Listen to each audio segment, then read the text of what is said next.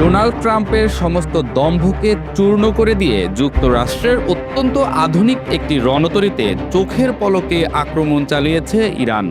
এই ঘটনার ভয়াবহতায় কাঁপছে ইসরায়েলের যুদ্ধশিবির।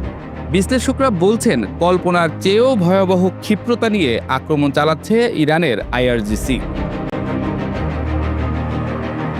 অনেকেই অনুমান করছেন, ইরানের অস্ত্রভান্ডার সম্পর্কে প্রকৃত তথ্য সংগ্রহে ব্যর্থ ইসরায়েল ও যুক্তরাষ্ট্রের গোয়েন্দারা।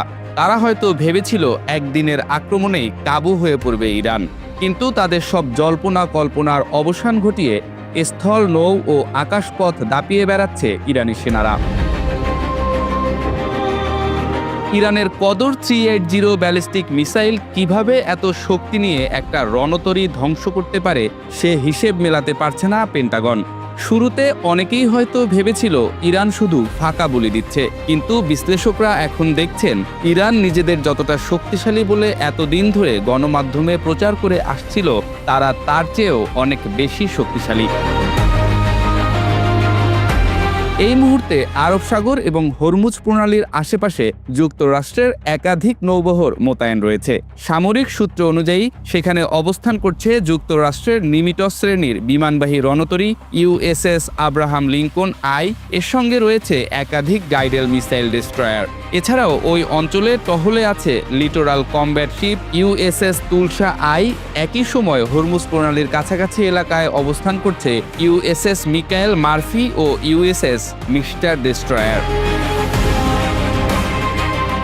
এই বিশাল নৌবহরের মূল লক্ষ্য ইরানকে সামরিকভাবে চাপে রাখা এবং মধ্যপ্রাচ্যের সামুদ্রিক রুটগুলোকে নিয়ন্ত্রণে রাখা। কিন্তু বিশ্লেষকরা বলছেন, ইরানের ক্ষেপণাস্ত্র ভান্ডার এমনভাবে সজ্জিত করা হয়েছে যাতে সমুদ্রের যুদ্ধক্ষেত্রেও তারা শক্ত প্রতিরোধ গড়ে তুলতে পারে। ইরানের নৌবাহিনী ও আইআরজিসির হাতে রয়েছে বেশ কয়েকটি শক্তিশালী অ্যান্টিশিপ ক্ষেপণাস্ত্র। এর মধ্যে অন্যতম নূর ও কদর মিসাইল। এছাড়া নাসর, কোসার, গাদির এবং জাফর ধরনের আরও অ্যান্টিশিপ মিসাইল রয়েছে, যেগুলো সমুদ্রপথে চলমান বড় জাহাজকেও লক্ষ্য করে আঘাত হানতে পারে।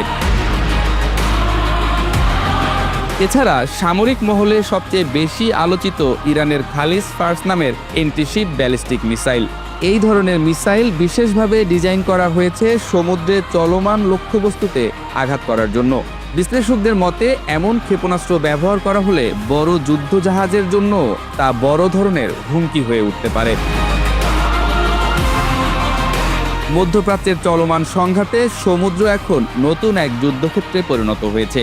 একদিকে বিশ্বের সবচেয়ে শক্তিশালী নৌবাহিনী যুক্তরাষ্ট্র, অন্যদিকে হাজার হাজার ক্ষেপণাস্ত্রের ভান্ডার নিয়ে প্রস্তুত ইরান।